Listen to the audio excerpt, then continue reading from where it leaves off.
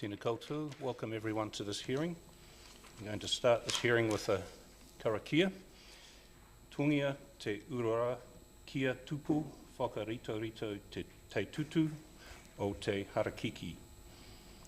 And that means set the overgrown bush alight and the new flax shoots will spring up.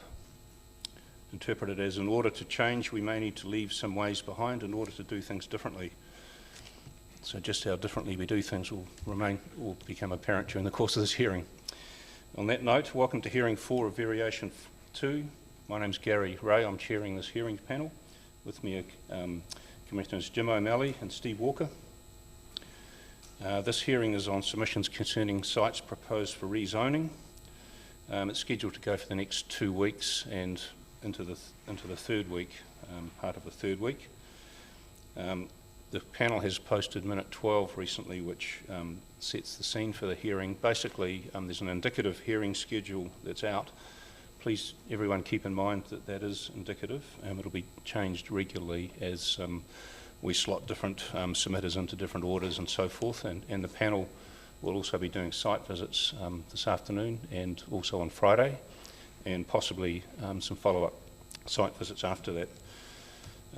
And just on that, I'll just stress that we're not visiting all of the sites, and that's not because we have any preconceived ideas. We're doing familiarisation site visits to those sites where there's contention amongst witnesses in particular, and it's possible we may need to go back and look at them in more detail following the presentation of evidence. And we generally won't be going on to sites, but we just need to see what the setting is and what the outlook is and so forth. And we won't be contacting individual landowners because it's logistically quite difficult to do that. So please be aware that we may come to those sites. Right, and also the panel issued minute 13 recently, which was to accept some late evidence into the process on sites, a number of sites. I would just emphasise to people who may not be aware of that they're being posted on the website, and minute 13 was emailed to all submitters, I think on Friday, to alert them to the fact that there might be some new evidence on sites concerning their own submissions, or neighbours in particular. The evidence was due on the 5th of August, but the matters for which that evidence is being heard is some time off. In particular, the Outram sites are being heard on the 25th of August, so there's, I believe, plenty of time for people to read that evidence and familiarise themselves with it. But it's not unusual to accept late evidence, particularly at these times with COVID and other illnesses and stresses and difficulties in preparing evidence in time. So just to be aware that the panel has accepted some late evidence into the process, which we'll hear from later and ask questions of. And just, if I haven't mentioned already, this hearing is being live streamed, so welcome to all of those people who are viewing it right now. Right, with the panel today to assist us are Dr. Anna Johnson, who's the City Development Manager, who's assisting us. We've got the 2 reporting officers, the reporting team from DCC, Emma Christmas and Bede Morrissey, who are with us today. They'll shortly be presenting a statement to us. We're not hearing from the expert witnesses today. We figured it would make more sense to hear from them after we've discussed all the particular sites, and then they'll no doubt be listening in to the ones that concern them the most. And we will probably ask some questions of the team towards the end of the hearing. But for now, we're going to hear from the planners on the sort of broad concepts behind their reporting. Right. Now, before I go any further, I notice there are some people in the gallery. Does anyone have any procedural questions they wish to raise at this point, of those in the gallery? No? Okay, thank you for that. And other than that, I guess I should have mentioned the safety briefing, the usual procedure. If there's an emergency, we go down the stairs and out into the areas behind, I think the car park, is that right? Does anyone know that in particular? Out into the car park to the right here, out through the lane. At least exit the building is the main thing. And if I could just ask people to mute their cell phones. Thank you. Right, and the other thing I should mention is that the panel also posted some questions, some preliminary questions of the reporting team, and I think they're going to be addressed this morning. Is that right? Yes, okay. So there's some questions posted on the website. They haven't got responses, but we're going to go through those today as part of the opening presentation. Anything else? Okay. Right, we'll hand over to the reporting team. Thank you.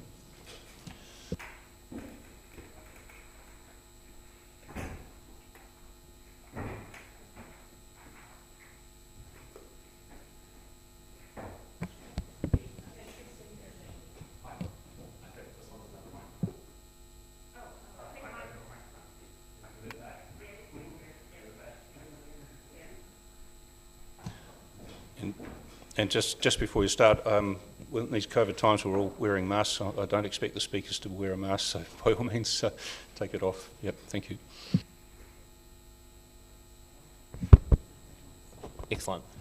Good morning, my name is Bede Morrissey. I'm the reporting officer for this hearing. I've prepared an opening statement which addresses some general amendments, approaches and corrections to my Section 42A report, and also as Appendix 1 I have addressed your pre-hearing questions. So if you would like, can go through that. Yes, I think you should go through it, yes, and if I find somewhere where we might be able to skip through, I'll let you know, but we've got plenty of time to go through it, so fantastic. Please do. Yeah. Excellent. I think the first two sections I can probably skip through reasonably quickly. The first section is just an outline of the changes that are addressed in the Section 42A report. It's a duplicate from the Section 42A report. There's no new information there. And then secondly, I discuss the experts I've relied on in writing my Section 42A report. Again, there are no new ones there, and just to add that these experts are all available on Friday the 19th to speak to their respective evidence, and also available on Tuesday the 6th at the end of the hearing as requested. That's fine. Yes, take that as read. Yep. Fantastic. So if I start from Section 3 regarding the Section 42A report, I would first note that I'm not responding to any evidence we've received in the last week. This is just amendments, clarifications, and a few notes on some of the sites. So my recommendations for each site are contained within my Section 42A report. For the broad Greenfields submissions, my recommendations are contained within each subsection of the report, and I will provide revised recommendations at the end of the hearing if necessary, having considered all the evidence presented at the hearing. But to start with, I do wish to make the following corrections to my Section 42A report. Section 5.2.7 regarding site GF05, which is 353 Main South Road. My recommendation in the Section 42A report, which is not to rezone GF05, does remain unchanged. However, should the panel choose to rezone, the notified Sunnyvale structure plan mapped area performance standard should be numbered 15.8.AL rather than 15.8.Y. This is to avoid duplication with another structure plan provision that I only became aware of after completing the report. Another correction is Section 5.2.12, GF10, Honeystone Street in Helensburgh. For the recommendation on this site, I omitted discussion on high-class soils as raised by one of the submitters.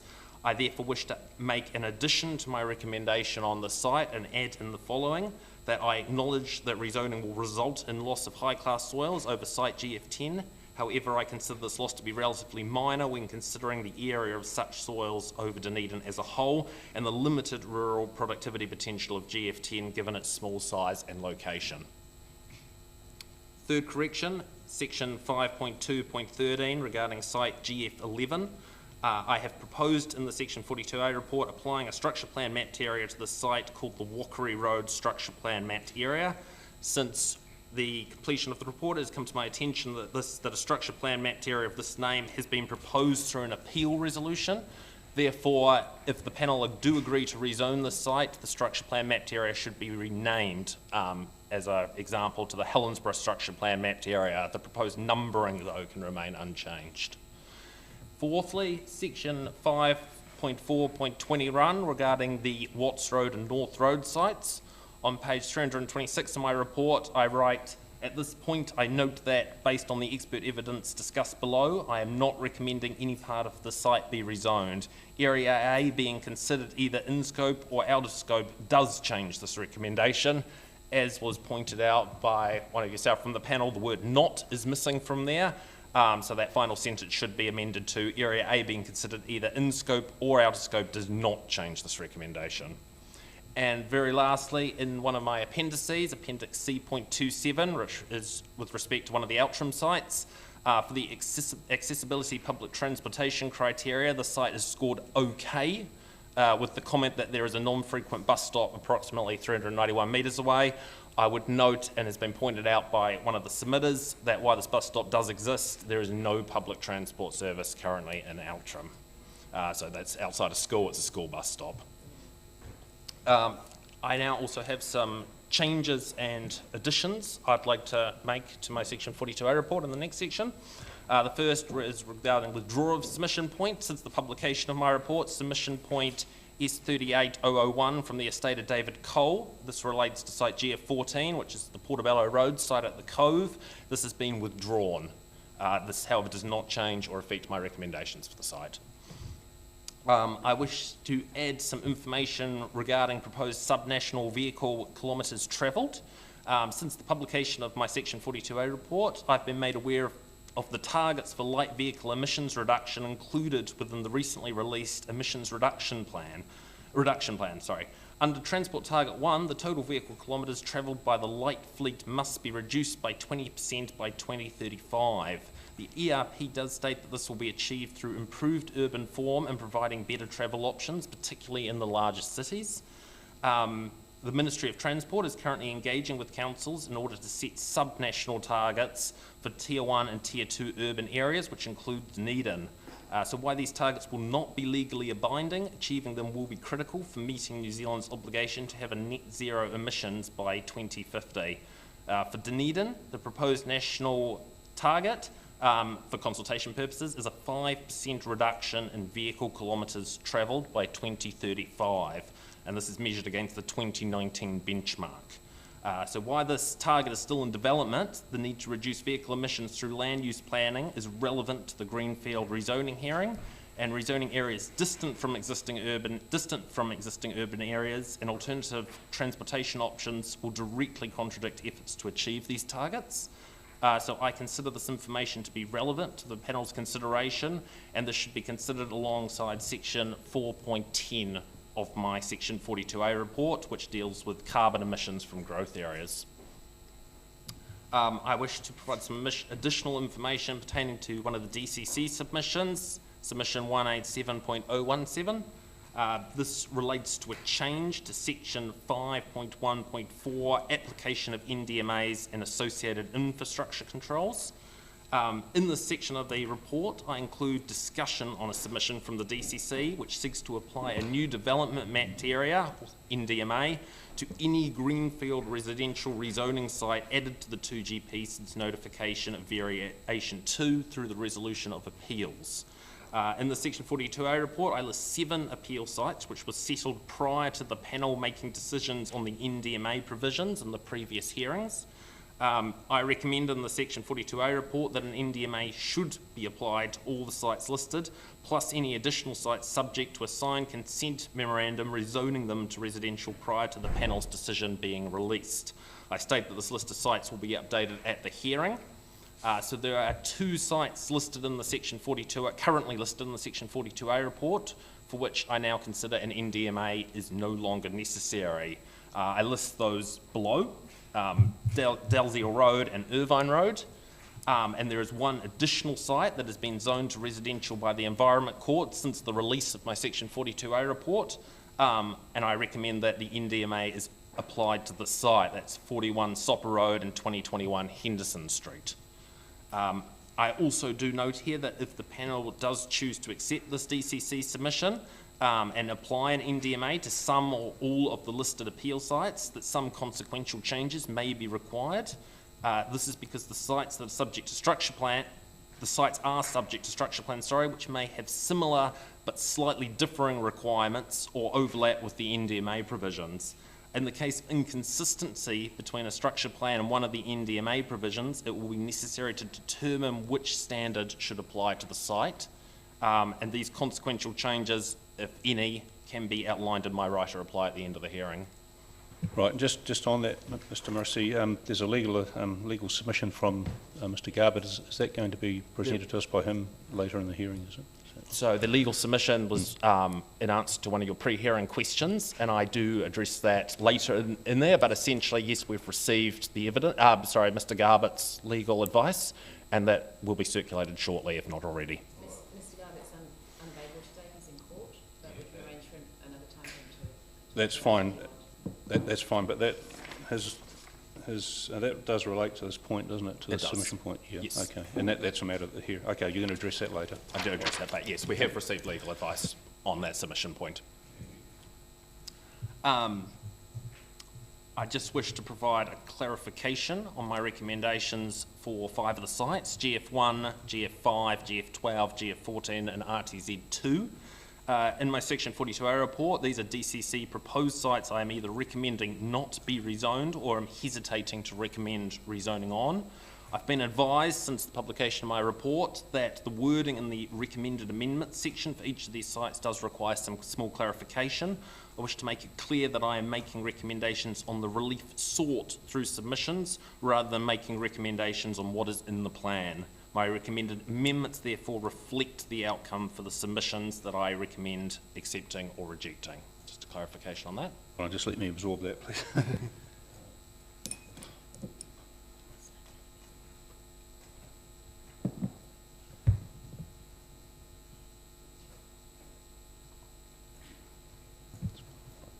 Okay, thank you. I think I understand that. Thank you. Just wish to discuss and provide a bit more information regarding the application of residential transition overlay zones to resolve issues of funding. So as you'll be aware, in the case of one site, GF11, which is the Wakariri Road site, I am, in my report, recommending application of an RTZ rather than directly rezoning. This is because I consider there are potentially significant upgrades that are required, namely transportation, off-site transportation upgrades and provision of recreational space on the site, and there is some uncertainty over the funding of these upgrades. GF11 is a particularly large site and is made up of multiple landowners, which makes resolution of these issues more complex. My recommendation in the Section 42A report, therefore, is not to release the land to residential immediately until there is more certainty over both the nature of the upgrades and how these can be appropriately funded. This is recommended in my report through a bespoke RTZ release rule. So at present, I've only recommended this approach be applied to that singular site, GF11. However, following discussion at the hearing, there may be other sites for which a similar approach is warranted, and further advice on this can be provided in my right to reply. I would consider that for GF11, an agreed subdivision plan showing the location of internal roading, or at least the connections required between the sites, and the location and size of the recreational area should be provided before the land would be to be released. As subdivision is undertaken in a piecemeal way over time, there is a risk that the internal roading layout will not achieve the connectivity required under Policy 62312. This will not be achieved, and provision of a reserve area within the site may not occur. So I therefore recommend an additional release criterion in Rule 15.8.14.3 covering these matters. The wording of this can be provided later in the hearing following receipt of evidence from DCC Transport Group and consideration of evidence from submitters. And is that only true for this particular site, that roading connections would be required before development proceeds? Is this the only site that you'd be recommending that? At this stage, given the size of the site and the indication of the significant upgrades required, yes. So my next section is just some additional information and some clarifications and some sort of key recommendations I just wanted to go through. The first relates to the application of NDMA, New Development Map Area Overlays. So as outlined in my Section 42A report, I note that some submitters across a number of the sites have requested that a NDMA not be applied should rezoning proceed. In some cases, submitters suggest that a structure plan mapped area be applied instead of the NDMA, and at least one piece of evidence received in the last week also requests reconsideration on the need to apply an NDMA should rezoning occur. So on this matter, I just wish to reiterate my recommendations from the Section 42A report, which is that I do not consider removal of the NDMA overlay appropriate. This is primarily due to three reasons: the need to ensure appropriate and consistent stormwater management via the Ndma provisions, the need to ensure subdivision of larger greenfield areas is undertaken in a way that supports best practice outcomes and achieves the strategic direction of the plan, and thirdly, the need to ensure consistency of approach for large greenfield areas across the city. So I would note that in almost all circumstances, I consider applying the NDMA provisions to greenfield areas as appropriate. The exception to this would be if a site was extremely small and the development potential was limited to a very small number of lots. And I note, again, coming back to site GF11, Wakariri Road, the submitter planning evidence received requests the following. Mr. Daryl Sycamore, in paragraph 68 of his evidence, recommends that the NDMA overlay should be retained, but on a site-by-site basis. And separately, Ms. Emma Peters, in paragraph 44 of her evidence, requests that different NDMAs apply to each side of Wakariri Road. This is to better reflect topographical separation, which will mean the sharing of infrastructure from one side to another is highly unlikely or problematic. So in response to Mr. Sycamore, I do not consider applying an NDMA on a site-by-site basis appropriate, as the NDMA provisions are intended to manage development across the wider development of the site, not on a per-site basis. And in response to Ms. Peters, I am in agreement with her proposal, and note this is already the intended and notified change. That is one NDMA for the north side, one NDMA for the south side of Wakariri Road. There is a procedural issue relating to one of the RS sites, RS 157, 90 Blackhead Road and surrounds. This has already been alerted to you last week, so I have reiterated this in my opening statement. Would you like me to go through it, or are you happy with what you received last week on this site? I think we'll leave it for now, but when we come to consider that site, we'll go through it again, if you can introduce it then. Fantastic. At that time. Yeah, that would be useful. Yep, thank you. So jumping now over the page to 413, which is a discussion on policy 2621D 6. So this policy states that Dunedin stays a compact and accessible city with resilient townships based on sustainably managed urban expansion. Urban expansion only occurs if required and in the most appropriate form and locations. This is objective 224. So when considering a site's suitability for residential rezoning, the above clause is one of the criteria to be assessed. More detailed information about compact urban form is outlined in Dunedin Towards 2050, a spatial plan for Dunedin, which sets the strategic direction for Dunedin's growth and development for the next 30 years. The spatial plan informed the development of the 2GP, and specifically the following policies are of relevance. So urban form A is establish an urban-rural boundary that sets the limit of urban development. The boundary will be determined based on the following criteria: ensure efficient use of available land and infrastructure capacity in existing urban areas, avoid pressure for unplanned expansion of services and infrastructure, avoid the creation of new isolated urban areas, avoid areas of high rural productivity, including high-class soils, significant natural values or hazards, avoid the fragmentation of rural land or loss of productive soils, and avoid conflicts over water resources. Linked objectives and policies there. Next one, urban form E. Only consider expansion of the boundary when current urban land capacity is inadequate and options for urban consolidation are deemed inappropriate or unachievable. And urban form F. Manage urban expansion to ensure it occurs in suitable locations and uncoordinated urban expansion is avoided. Suitable locations shall be identified through a city-wide strategic assessment of the best locations for future development, following the premise that most growth should be accommodated in the main urban area of Dunedin and in a way that best meets the objectives and policies of the spatial plan. So with the above in mind, I'd like to reiterate my view from the Section 42A report that rezoning isolated and disconnected pockets of rural land is not in keeping with the compact city objective. Such situations can lead to fragmentation of rural land, inefficient use of land, and require inefficient expansion of public infrastructure.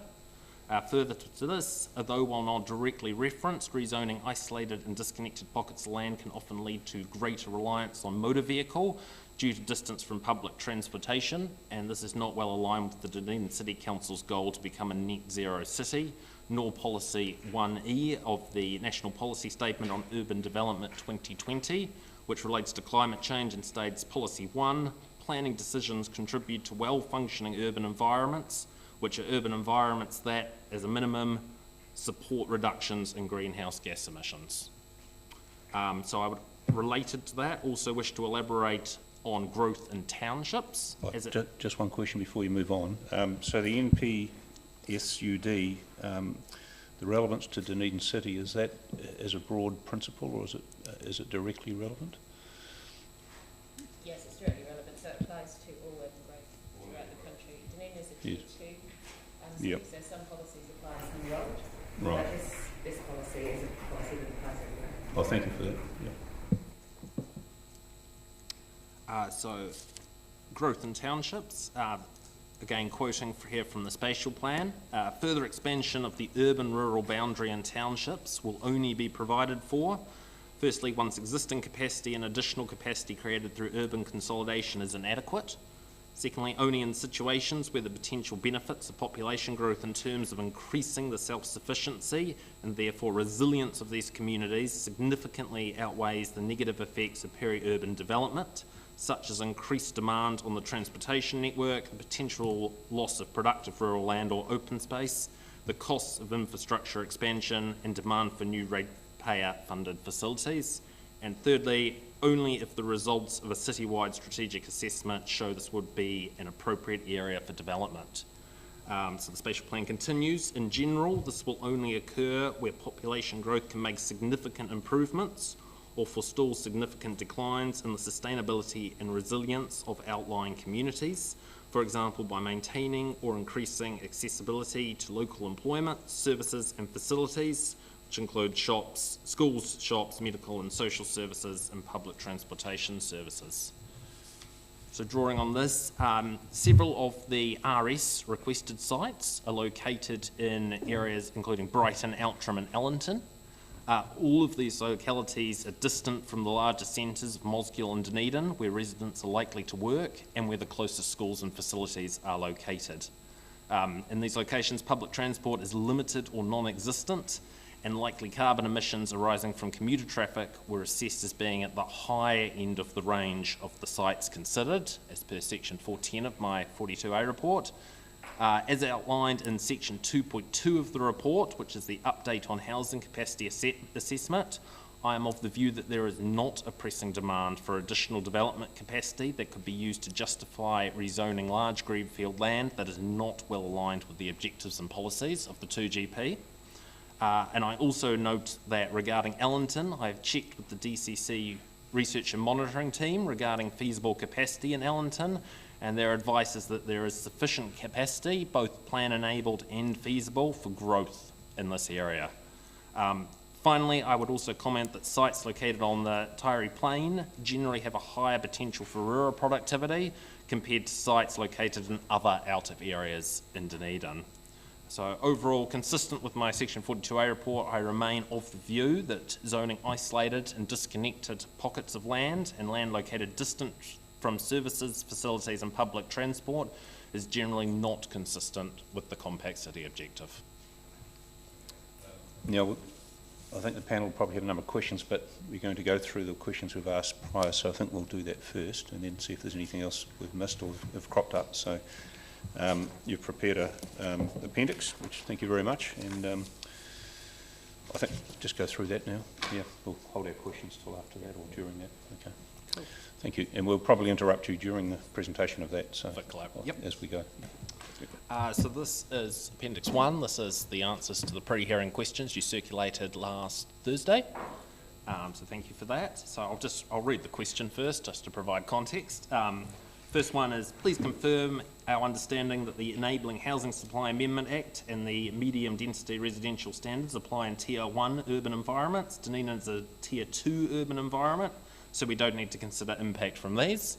My response is that this is correct. The Enabling Housing Supply Amendment Act and the medium density residential standards do not apply in Dunedin, which is a Tier 2 urban environment. Thank you for that answer. That's quite clear. In terms of the principle, I guess, of intensification, do you think Variation 2 is broadly in accord with that anyway, is heading in the right direction? I mean, it wasn't the purpose of Variation 2, but did you want to make any comment on that? How it broadly aligns, either? In relation to intensification? Yes, the general principle. Yeah. So the earlier part of Variation 2, the hearings 1 to 3 that you dealt with, enabled intensification through rules, of course, that allowed greater density in GR1 and also provided for new GR2 areas. This is sort of the third bit, the Greenfields aspect, given that it's appropriate to provide a range of different housing opportunities within the city, so intensification as well as the Greenfield. Yeah. All right. Oh, it's just a minor point. The audio on the video can't pick you up if you don't use your mic. Oh, sorry. So thank you. I must remember to do mine too. So I've got a note of your answer on that. It's broadly in Variation. The first 3 hearings provided intensification opportunities. This hearing is looking at providing additional land to provide choices for different types of accommodation and housing. So it's broadly aligned with that. Yeah, that's Bill. correct. Okay. Thank you. Any other questions from the panel? Great. The second question is, does the Section 42A report contain any recommended amendments where a Section 32AA evaluation has been applied?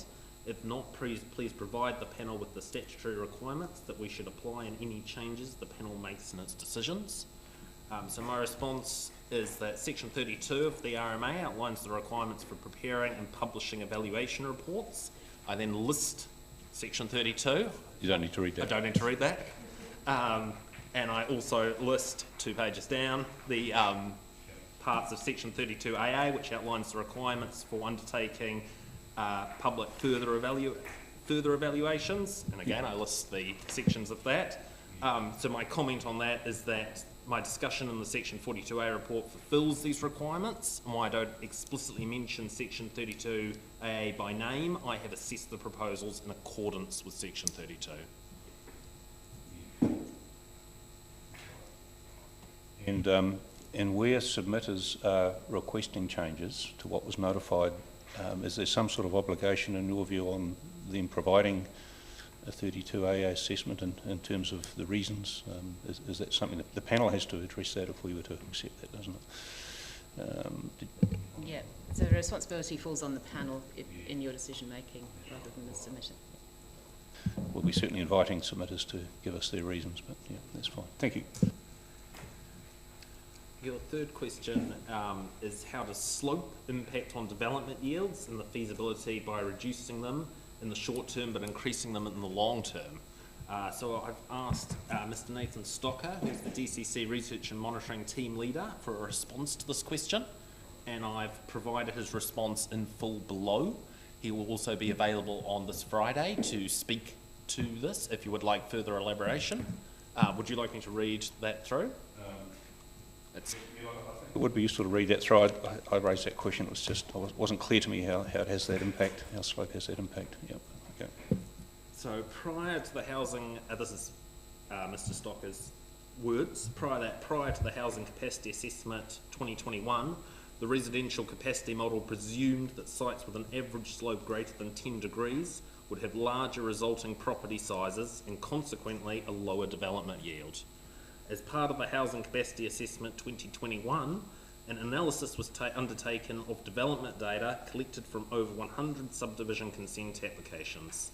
This included the relevant zoning, average site slope, resulting property sizes, and total yield for each application.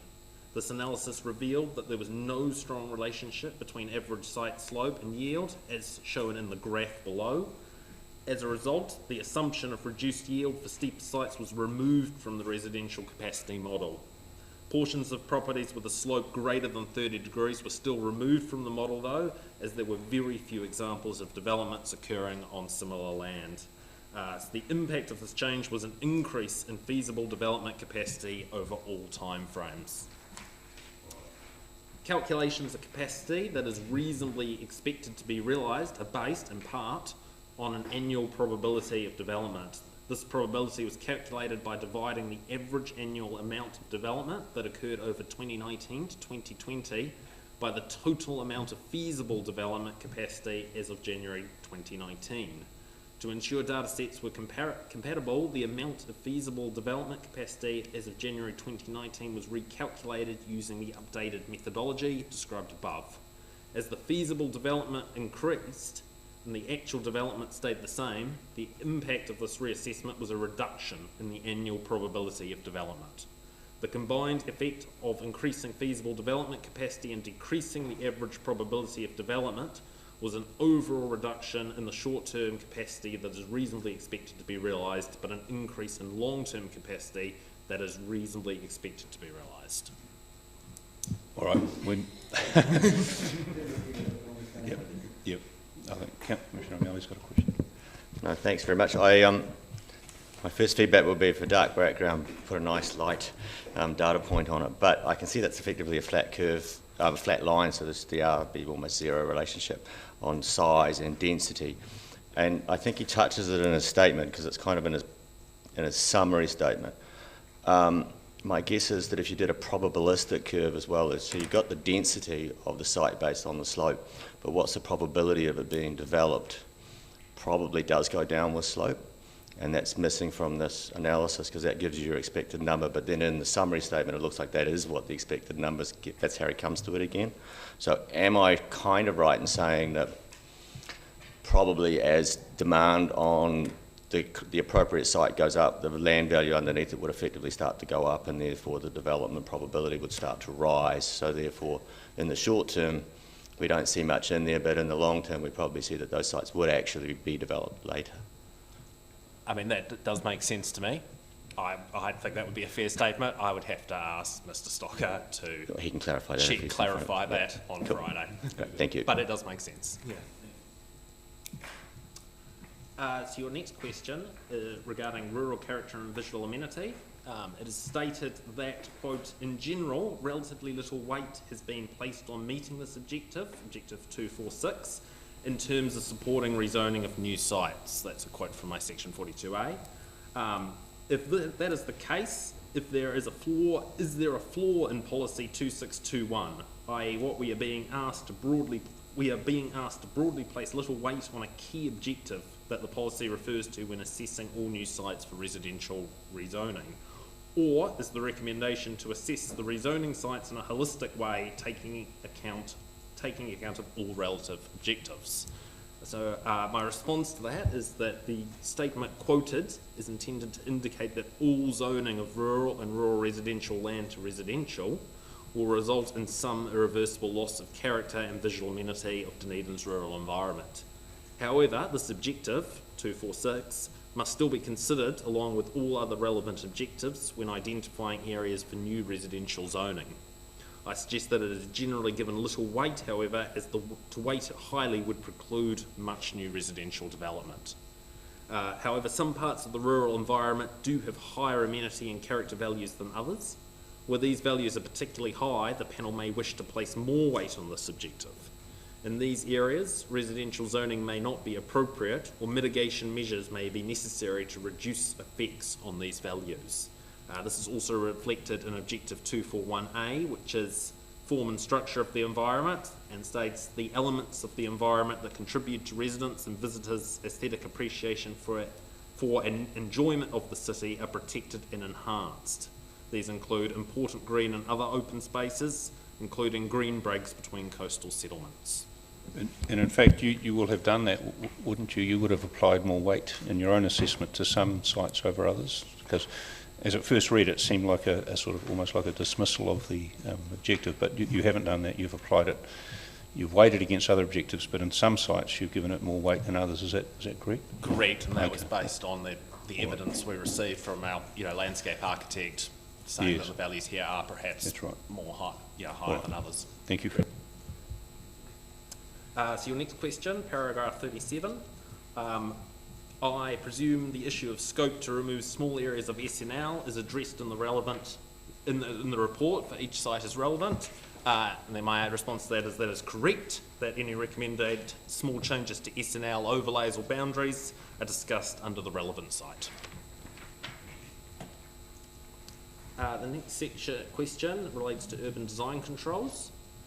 So you have asked, we understand the report to be saying that where a site is being changed from rural to residential, there may be an expectation for an even higher standard of design control than is provided by way of standard residential controls, i.e. the land may border onto rural zone land with a consequentially higher need to maintain rural character in that surrounding area, i.e. a buffer area.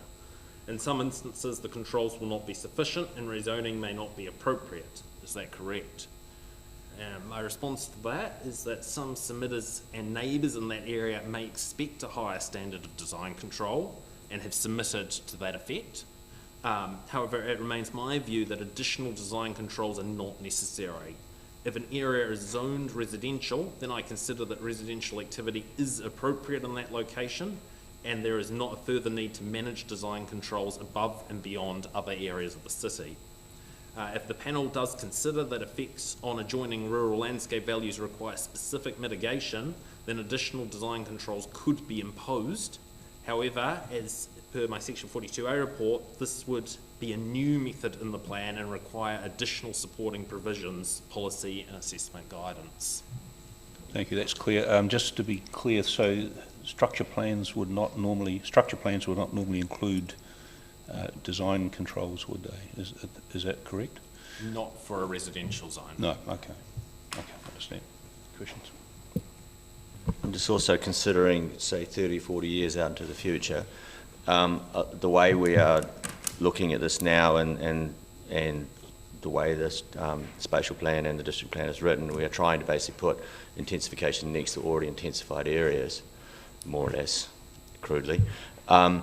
Therefore, it would be ultimately anticipated that if the city was to ever expand again and the Greenfield expansion would go out past the end of those new sites onto the next one. So there'd be a continuous of the urban form heading into those sites into the future. So buffer zones that are keeping a rural format on the edge of them would become incongruous with further green site development beyond them, potentially. Potentially, yeah. Thanks. Yeah. So your next question relates to highly productive land. And you've got a quote there. Sites, from my report, sites in areas smaller than 4 hectares were considered to contribute no or minimal productive potential. So you've asked, is there not danger that excluding such sites and areas of land will have cumulative effects on the overall ability for adjacent areas to remain highly productive? So my response to that was that this statement was taken from the report produced by Property Economics and Becker. The statement is as follows. Only sites with single ownership over 4 hectares are expected to have any significant productive value unless specifically recognised. The report, the Property Economics and Becker report, then further goes on to state, for the purposes of this report and in keeping with the NPS on highly productive land review process, the individual areas have firstly been assessed for their productive land areas, with sites that are below 4 hectares significantly discounted for long-term production. So I also note that final decisions on the proposed national policy statement, highly productive land, are expected to be made by Cabinet at the end of this month. So I acknowledge that when viewed cumulatively, there will be higher impacts to highly productive land than when looked at on a site-by-site individual basis.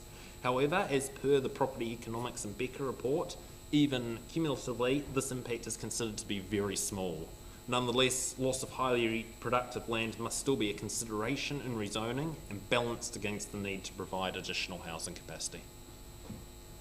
Yeah, so if you just understand that, if you just read out the last part of the question, which is at the top of that page on the left-hand side. Sorry. Yeah, no, just so it might trigger another question I had. Yes. So I skipped the bottom part of what you'd asked, which is if we place weight on the land assessed for rezoning as comprising only 1% of the highly productive land in Dunedin, by that logic, would we not simply accept that all of the rezoning requests will have no significant effect on the supply of such land? How do we respond to that? I mean, I understand the response is that assessed cumulatively it's inconsequential, but if we accept that, is it not true to say that we'd simply have to accept all rezoning requests don't have an impact on highly productive land, even if they were all lumped together? Yeah, that would be a logical conclusion from that statement. Yes. That's from the property economics report. Yeah. Yep. Okay. All right. I understand the answer. It's just we, as Mr. Morrissey said, we may have further guidance on this even before this hearing is finished. If the NPS is released, it's unknown, but we may do. Yep. And just to clarify, the NPS has not yet been released, as it's still in the review process for highly. Yep. Okay. Yep. All right. Thank you. Directly related to if we do get further guidance, it's in the 42A report there's a commentary about Dunedin itself only producing something like 0.1% of the agricultural production. I'd be interested to know what our land area was relative to agricultural productive land areas, because it's a vein of the same question, is that yes, the changes are geographically small, therefore when you put them against a geographical baseline the number comes out as being small, but if you take that argument further you run the risk of cumulative effect. So, thanks.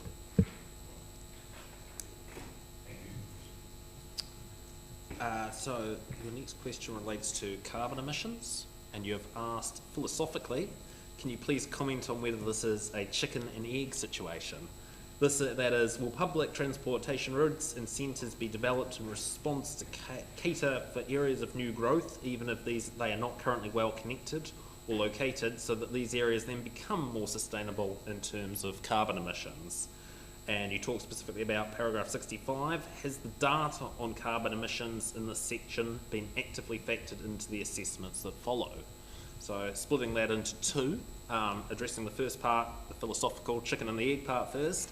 I'd note that the Otago Regional Council is the authority for public transportation in Otago, and therefore I am not the best person to provide comment on public transportation policy matters. That being said, my understanding is that funding for public transport is limited and that providing public transport to outlying areas is likely to be less efficient. It is therefore less likely to be provided, at least in the short term. And I would also comment that regardless of public transportation servicing, development that is located further away from the city is likely to have higher carbon emissions than those located close by. Even if public transportation connections are provided, a proportion of trips will still be made using private vehicle, and this will result in more carbon emissions compared to a development located closer to the city.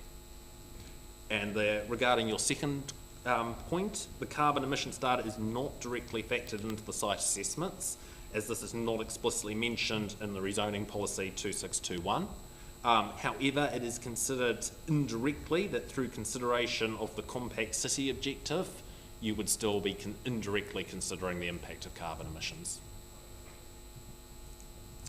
So your next question, vegetation clearance rules. You have asked, was there a reason why clearance of vegetation rules related only to Indigenous and not to all vegetation, or was this simply an error?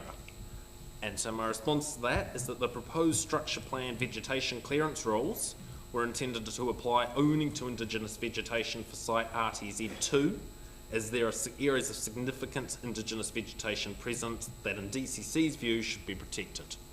For the other two sites, GF8 and GF10, the rules are intended to apply to all vegetation clearance, as there are areas of non-Indigenous vegetation close to streams, which the DCC considers should be protected. This approach is consistent with the vegetation clearance rules in the 2GP. And I also note that you've asked why are the submission and recommendation limited to GF8, GF10 and RTZ2, those three sites, and that is because no other notified sites contain areas of vegetation that the DCC considered should be protected. Hence the structure plan rules were only applied to those three sites. Thanks, that's very clear. Thank you for that. This is now coming back to a point you raised earlier regarding the NDMA and associated infrastructure controls. The panel has requested in minute 12 that the reporting officers provide legal submissions to support the recommendation on DCC's submission 187.017.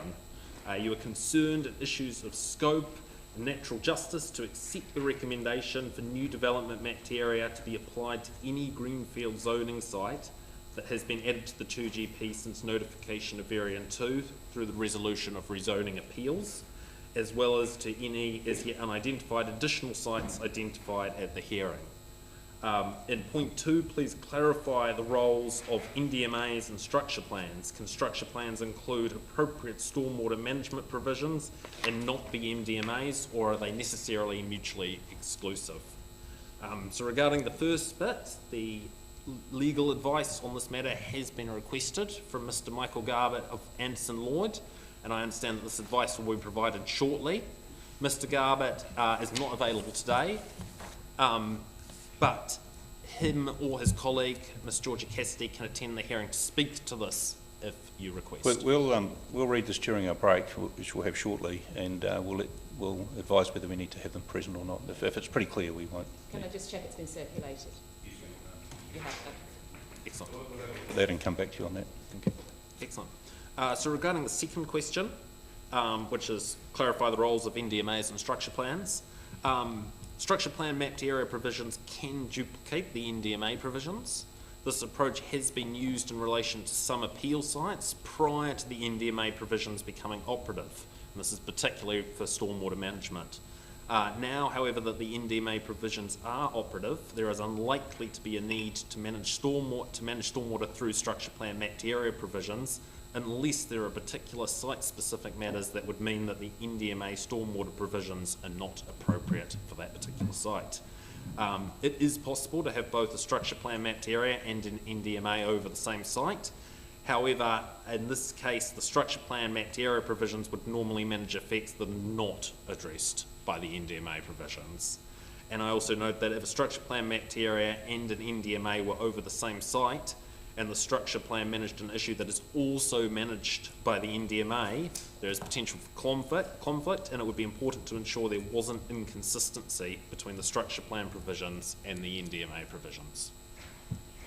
Yeah, I was just a little confused at the different roles of the two, and some submitters have certainly, a number of submitters have asked for the NDMA to be removed and rely on structure plans, and I think I understood the answer, but that's what... I can explain a bit more. Can we call up the 2GP provisions, the rule 12, 12 something? Sorry, Roxy. I'll just take you through what the NDMA does, and then I'll explain what the structure plans can do in addition. Yeah, go down to the assessment B that has the NDMA rules.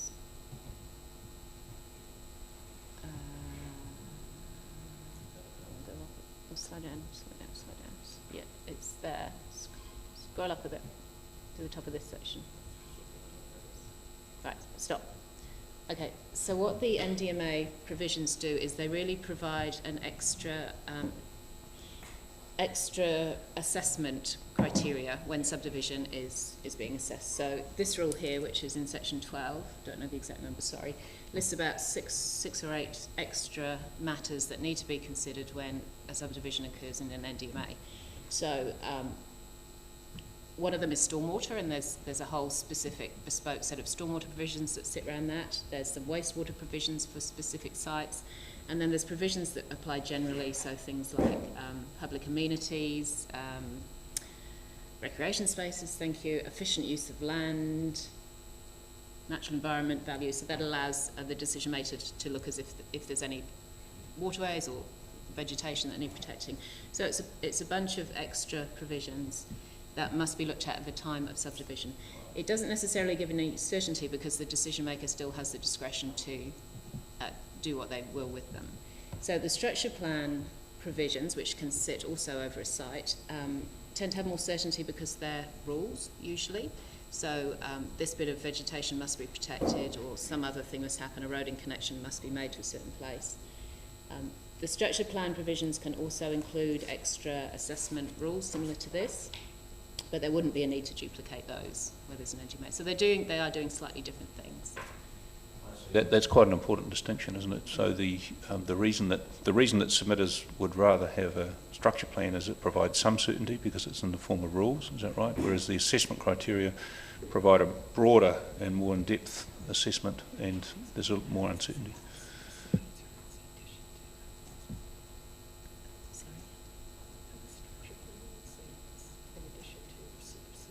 Yeah, so in the structure plan rules, it will also indicate whether the rules in the structure plan are additional to rules that must be considered in the 2G plea or whether they supersede them. So there's a bit of flexibility there.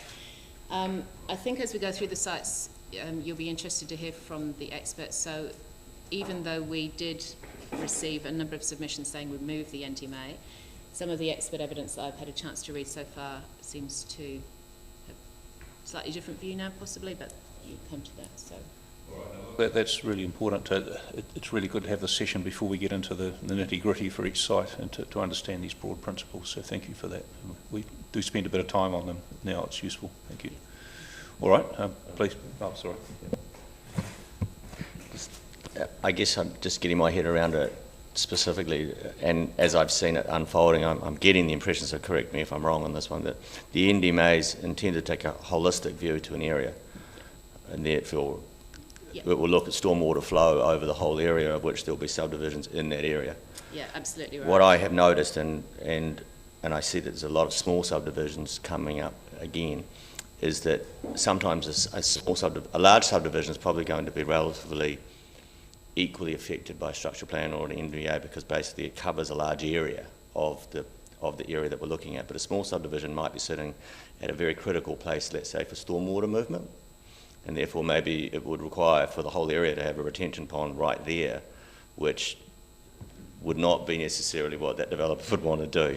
And is that some of the tension that we're seeing potentially, that the smaller the site, the more it could be affected by the requirements of the NDMA that may have an impact on the yield for that developer? That's correct. So there's a particular tension, for example, in a large site that's got multi-landowners, so different parcels of land owned by different people, but the NDMA requirements apply to the whole area and require that a stormwater management plan that applies to the whole area is agreed to and put in place. So as you say, it might affect one particular owner within that more than the others, if that's where the location of the pond ends up being, for example.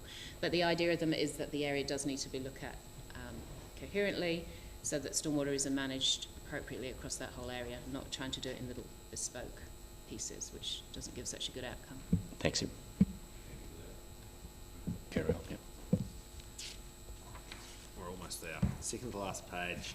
You've asked a question regarding Three Waters infrastructure, and you've asked, can I please clarify what is the recommendation for the Otago Regional Council submission, and is Mr Grimley's submission to be accepted in part? So without the report, a little bit hard to provide context, but I have provided clarity there that I recommend accepting Mr Grimley's submission, as I consider that the concerns raised by Mr Grimley have been adequately addressed in relation to specific sites and no amendments are required. And as a result of this, I recommend rejecting the Otago Regional Council further submission.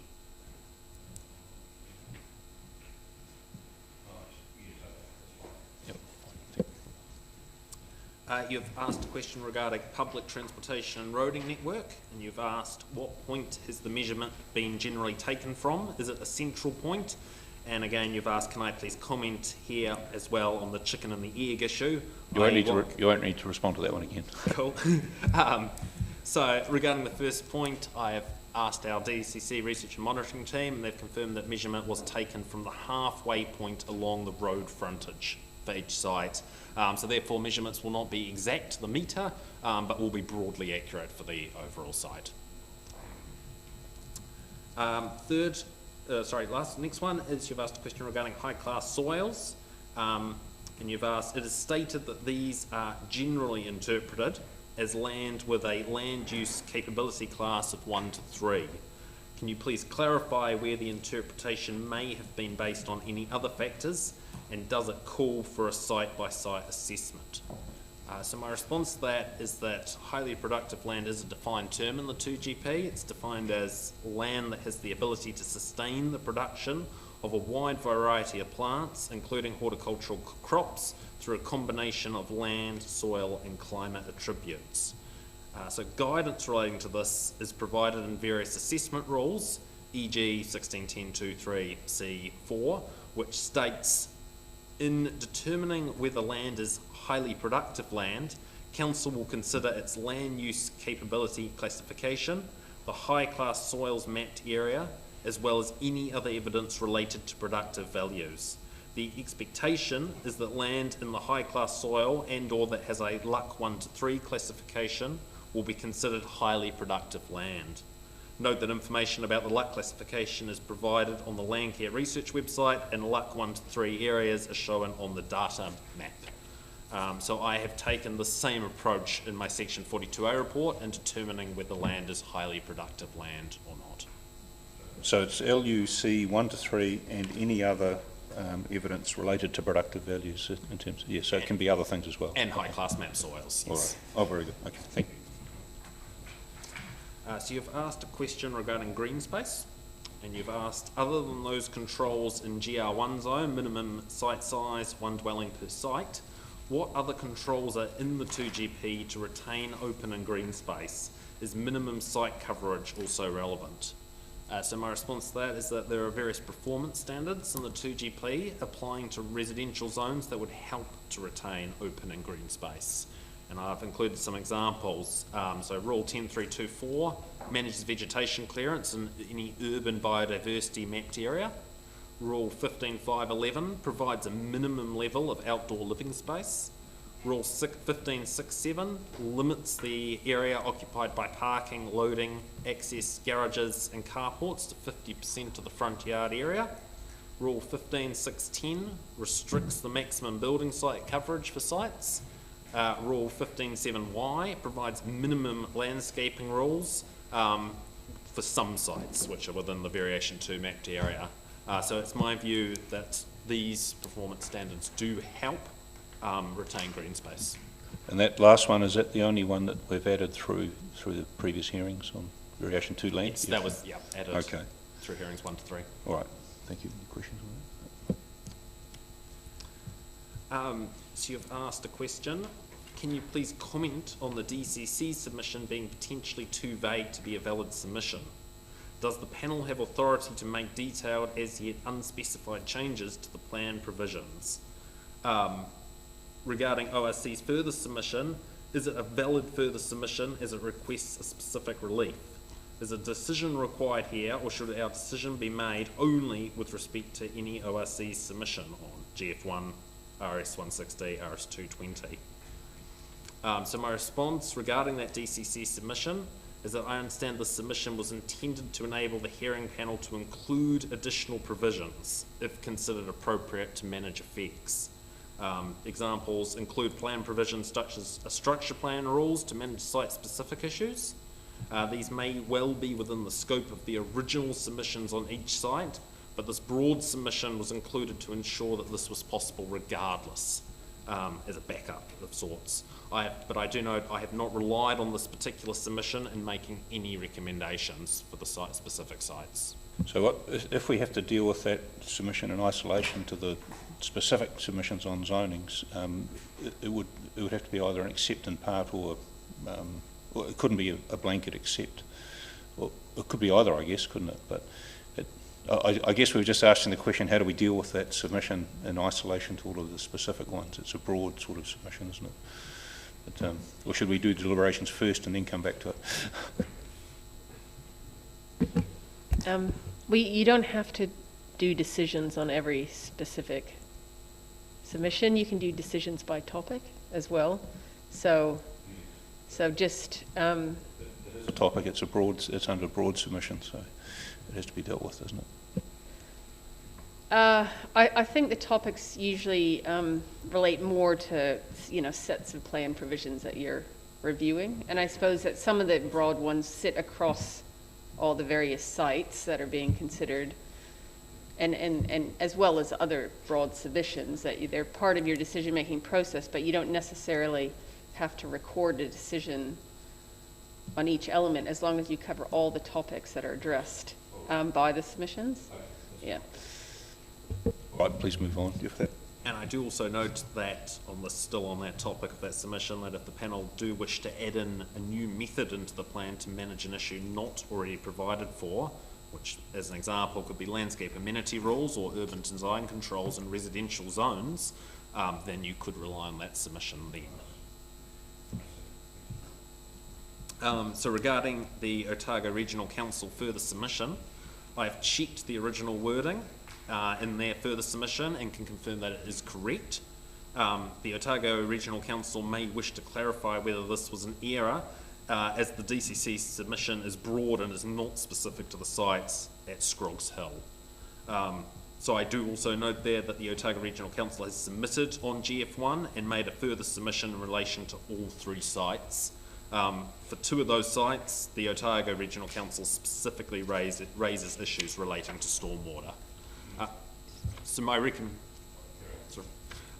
recommendation that the Otago Regional Council's partial support for the DCC submission is noted, but that the relief sought should be considered in relation to specific submissions on those 3 sites.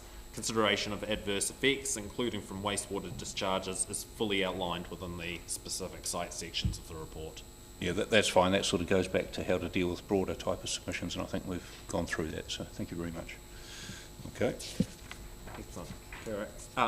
Second to last one, where you've had some planning questions to arise from biodiversity evidence. You've asked for comment on what planning controls are available / valid to limit, prohibit the keeping of domestic pets in new greenfield sites, require areas of new plantings of indigenous trees and corridors, protect existing indigenous vegetation on sites that is not already protected, and require special management of stormwater. Some of these we've already touched upon, but for completeness, it is my view that it would be theoretically possible to include rules preventing or managing pets within a residential area. The RMA requires the protection of areas of significant indigenous vegetation and significant habitats of indigenous fauna, and the 2GP contains objective to achieve this. However, in saying that, there is no policy framework in the 2GP to manage pets that may affect indigenous biodiversity. So from some preliminary research, I've been unable to find any district plan rules across New Zealand that manage keeping domestic cats or dogs.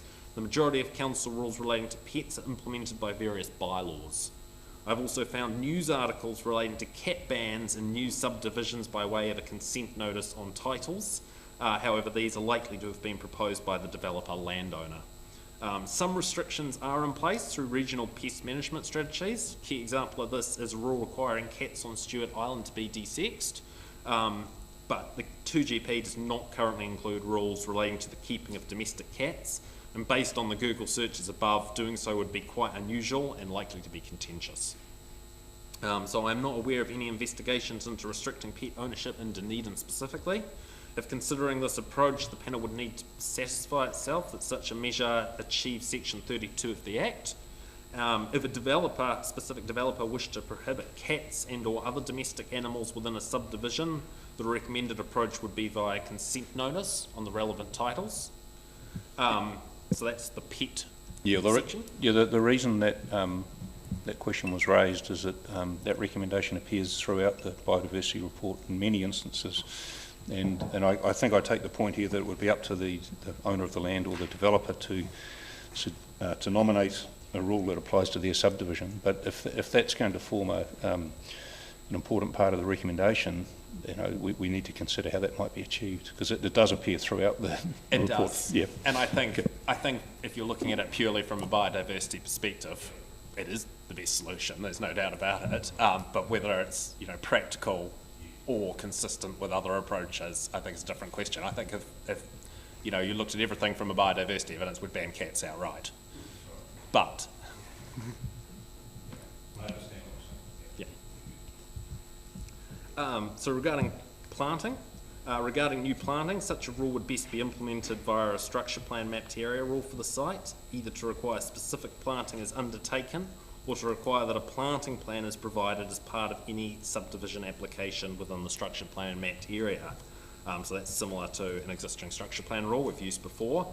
I also note that the Ndma provisions do require consideration of amenity planting at the time of subdivision. Just on that again, that all of these questions relate to the biodiversity report, which does make recommendations in all these areas. So we're interested to see how it might be translated into rules. So and you address the next bit on the next page. Thank you. And so regarding, slightly different but similar, regarding protection of existing vegetation, this could be done in a variety of ways by applying an urban biodiversity mapped area, which limits vegetation removal. That's already a method in the 2GP, or through bespoke structure plan rules for that particular site. I do note that the 2GP also provides protection through scheduled areas of significant biodiversity value. However, rules relating to these ASBVs do not apply in residential zones. So a further mechanism is a protective covenant over the site. However, as this is outside of the plan process, it would have to be offered up by the landowner in question. And the last one is stormwater management. So regarding stormwater management for larger areas, is primarily managed through the Ndma provisions. This provides a comprehensive and consistent approach to management of stormwater. Structure plan rules could also be used if additional or bespoke management is required for a specific site. And I note that if an Ndma is not appropriate, e.g. for a very, very small site or something similar, then Rule 9622 in the 2GP still requires assessment of stormwater for all subdivision activities. And just on that, again, this relates back to the biodiversity report, and I was interested to know whether, as the planning officer, you've picked up on those recommendations and applied them rigorously, or are there some that you've pushed back on and don't think are required? Or so for the biodiversity recommendation, You're right, the cats are for every site, and I haven't recommended that as I don't consider it consistent with other approaches we've used. For areas to be protected, in general, a lot of the sites that they did require specific protection on it, the submitter has also provided biodiversity evidence, and I found that in general the areas were very well aligned. So I think if I was, from a biodiversity perspective, I was satisfied that for the most part, that the submitter's own biodiversity plan was appropriate. Attention to any that you disagree with or think needs special. We'll come to that when we do the assessment. For the specific sites, if there was anything that stood out as not being covered, I would have addressed that. But I think, broadly speaking, I thought the biodiversity was actually pretty well covered by the submitter evidence.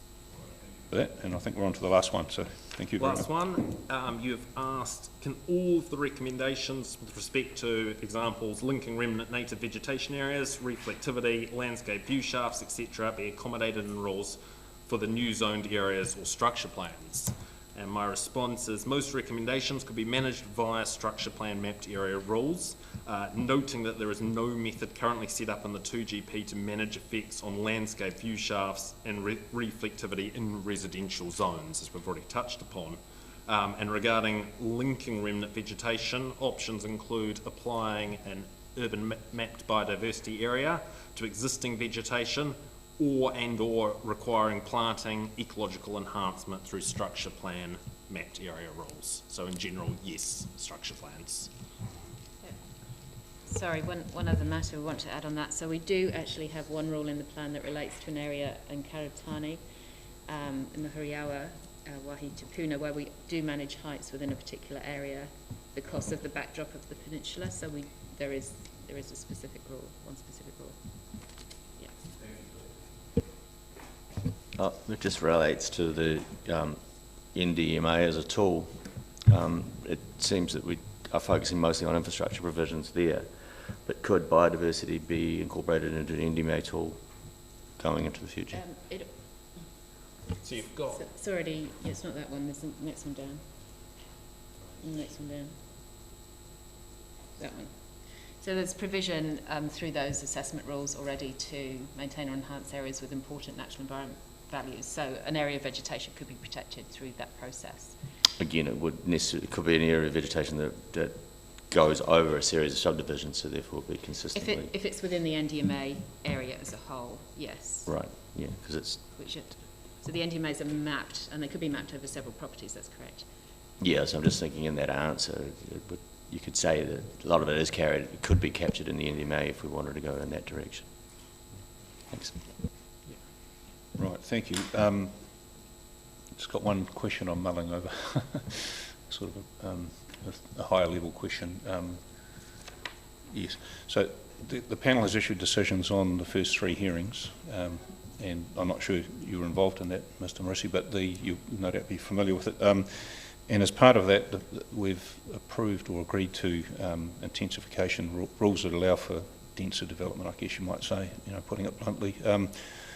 And for the new Greenfield sites, when submitters who are concerned about rural outlook and all the things we've been through, and they'll address us on that, you've assumed residential or GR1 standard of development for those sites.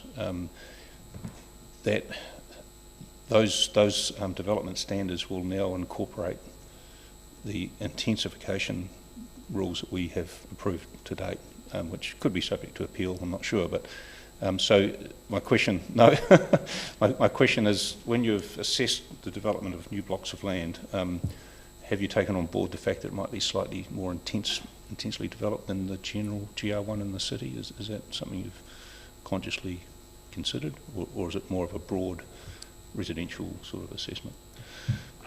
I guess as a first answer, I'd say, for some of the sites, Wakarek being an example, taking into account the rural outlook and, landscape advice that was received and raised through submissions, I am recommending large lot residential for some of it, so those higher areas and areas adjacent next to existing bush areas to help mitigate some of that. So in specific cases like that, I have recommended a higher density, a lower density be provided for. That would be my first thought. So, it's probably, Sorry, I was just going to say, yes, we were always aware that these rules, they clearly weren't operative when we were doing the assessment, but aware that they were likely to, or hopefully would happen. And the experts would also have been aware of those changes as well. we did have data presented by Mr. Stocker on what the implications might be in terms of additional houses, and my observations, it didn't appear to be a large increase in any one zone. Certainly over time it might be, but there was not expected to be a rapid increase in development. It's somewhat untested as to how new greenfield areas will be developed now under those new rules about to what extent they'll be taken advantage of. Yeah. Questions? Yeah, just briefly, and thank you for the answers to these questions. It's clarified a lot of other questions I had. And I don't know how easy it will be to answer this question, but throughout the report, and I'll just pick out GF11, for example, there's often reference using the word relatively. So, for example, it's reasonably close to Helensburgh neighbourhood, or it's relatively easy access to the CBD. And I'm just trying to get a sense of relatively or for whom. I know, yeah. Yeah, it's a tricky question. I guess, in the grand scheme of it, if a site's immediately next to something, I would say it is immediately adjacent, or sometimes I'll go down to X hundred metres or something. I guess where I use relatively, I consider it overall broadly reasonably close. I used it again, sorry. But sometimes, it's not an exact measurement. But I do note that in my site assessment sheets, which is Appendix C, the data in there is generally down to the rounded to the tens of metre. So something is X hundred metres from the nearest public transportation, and that is also assigned a category: good, okay, very good. And when I use that in my report, I guess, I use that classification. But when I do say relatively, I guess it depends a little bit on your viewpoint.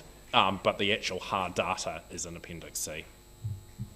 Thank you. And the other question is still related to that, because what I'm picking up from this is, for example, 500 metres to a bus stop is acceptable, but would it be fair to posit an argument that relatively, I'm using it now myself, relatively, it's the case that less able people will often want to take public transport, so that may actually be an impediment rather than the suggestion that it's a doable thing.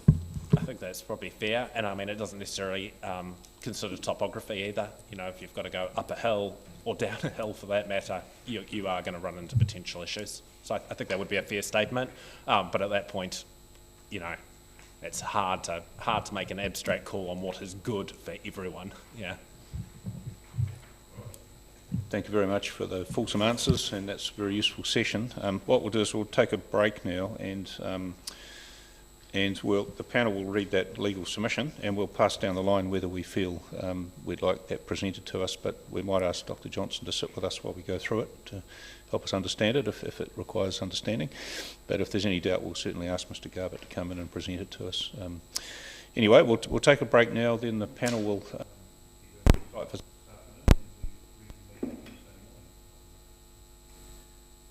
All right, thank you very much.